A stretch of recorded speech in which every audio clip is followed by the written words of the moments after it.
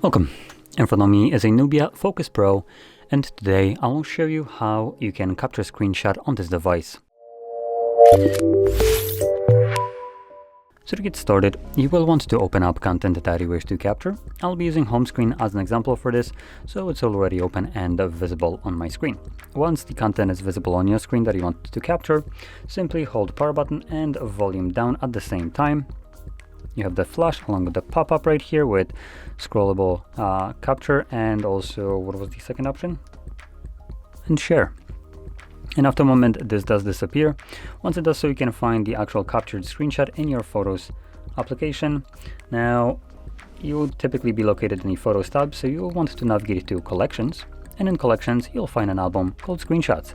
Now in here, you can see screenshots and screen recordings. And here are the two screenshots that I've captured just a moment ago. So there we go. Now, if you found this very helpful, don't forget to hit like, subscribe, and thanks for watching.